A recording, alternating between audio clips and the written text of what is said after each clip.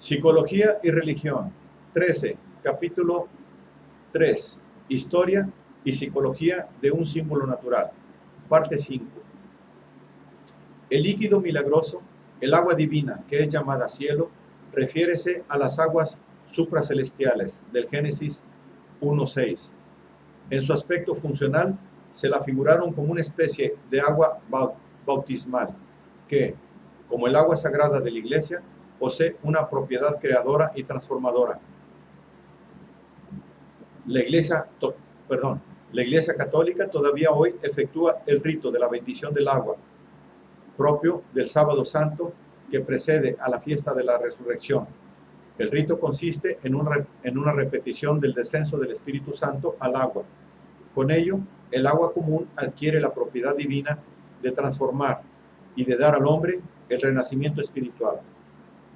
Esto es precisamente la idea que del agua divina tenían los alquimistas, y no habría dificultad alguna en deducir del rito de la bendición del agua el agua permanens de la alquimia, de no mediar el hecho de que el agua eterna es de origen pagano, y sin duda de mayor edad que la otra. Encontramos el agua milagrosa en los primeros tratados de la alquimia griega, que pertenecen al siglo I. Por lo demás, el descenso del espíritu en la fisis es también una representación de los gnósticos, que ejerció suma influencia sobre Manes, y posiblemente fueron influencias maniqueas las que contribuyeron a convertir esa idea en la idea principal de la alquimia latina. Fue la intención de los filósofos transformar en oro la materia imperfecta, químicamente en la panacea o el elixir vitate, y filosófica o místicamente en el hermafrodita divino, el segundo Adán, el cuerpo de resurrección, glorificado e inmortal, el lumen luminum, la luz de las luces, la iluminación del Espíritu Santo o la sapientia, sabiduría. Según pude mostrarlo con Richard Wilhelm, la alquimia china produjo la misma idea al decir que la meta del opus magnum, la obra grande, la constituía la creación del cuerpo diamante. Todos estos paralelos no significan más que un mero intento de ordenar históricamente mis observaciones psicológicas. Sin la conexión histórica, quedarían suspendidas en el aire sin pasar de una mera curiosidad, a pesar de que se podrían comparar con los sueños descritos en este estudio una considerable cantidad de otros testimonios modernos. A guisa de ejemplo, menciono la serie de sueños de una joven señora. El sueño inicial refiérese principalmente al recuerdo de una experiencia real, a una ceremonia bautismal de una secta protestante que se efectuó bajo condiciones particularmente grotescas e inclusive repugnantes. El material asociado fue un precipitado de todas sus desilusiones religiosas. El sueño siguiente, empero, le mostró una imagen que ella no comprendió en absoluto y que menos aún supo relacionar con el sueño anterior. Con solo anteponer al sueño las palabras en cambio, habría sido posible facilitarle el entendimiento. El sueño en cuestión reza: ella se encuentra en un observatorio planetario, un ambiente muy impresionante, cubierto por la bóveda celeste. Arriba, en el firmamento, brillan dos astros, uno es blanco, es Mercurio, el otro, en cambio, irradia ondas de luz cálidas y rojizas, y ella no lo conoce.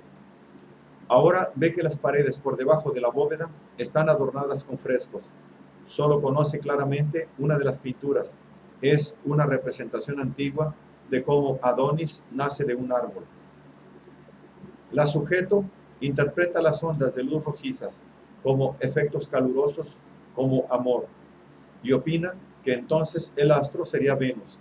La pintura del nacimiento del árbol pudo verla en cierta ocasión en un museo, y en esta oportunidad llegó a conocer también que Adonis, Atis, en su carácter de Dios que muere y resucita, es también un Dios del renacimiento.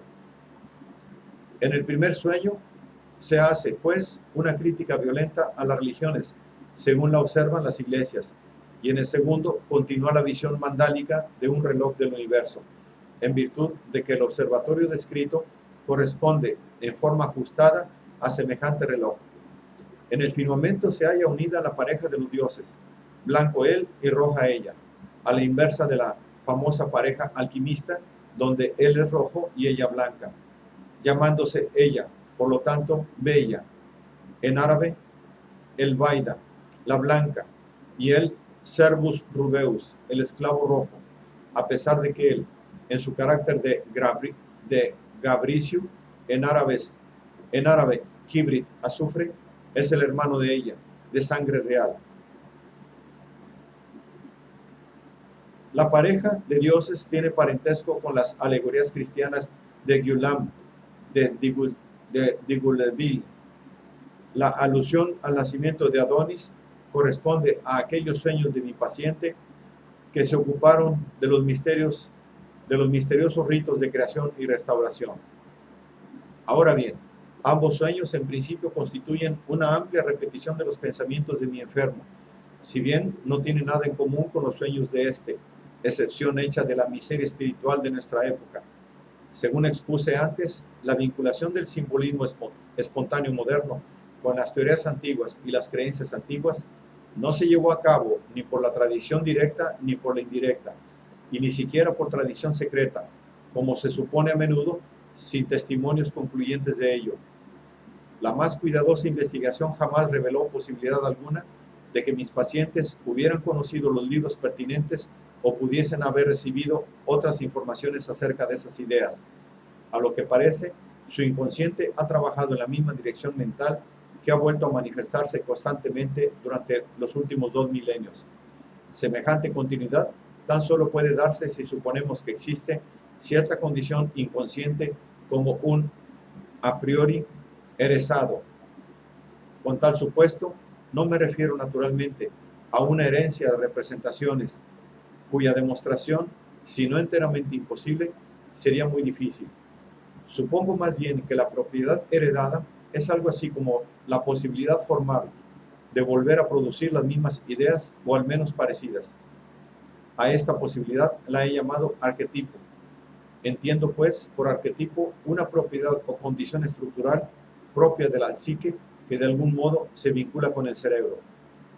A la luz de semejantes paralelos históricos, el mandala simboliza al ser divino que, dormido hasta el momento, hallábase escondido en el cuerpo y ahora está extraído y revivificado, o el recipiente o lugar donde ocurre la transfiguración del hombre en ser divino.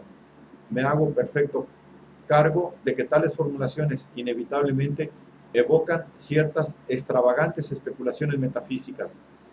Es de lamentar tal vecindad con lo extravagante, mas eso es precisamente lo que produce y lo que siempre ha producido el espíritu humano.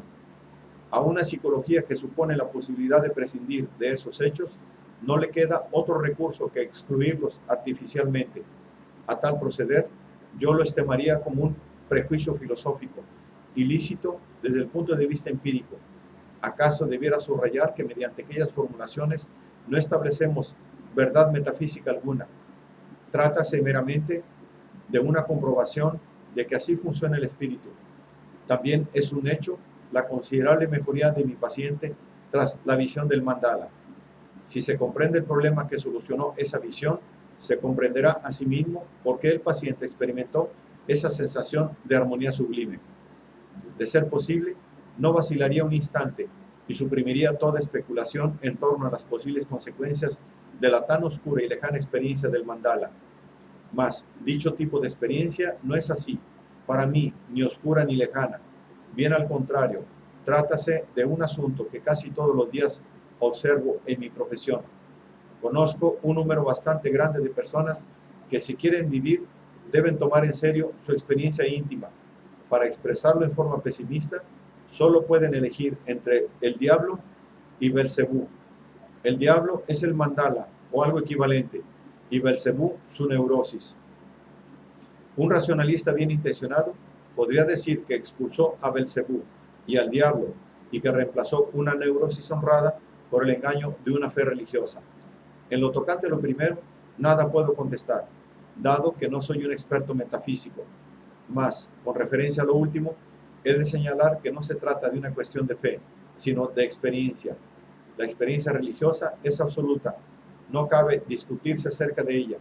Una persona puede decir tan solo que nunca tuvo una experiencia de esa índole, a lo cual replicará el opositor: lo lamento mucho, pero yo sí.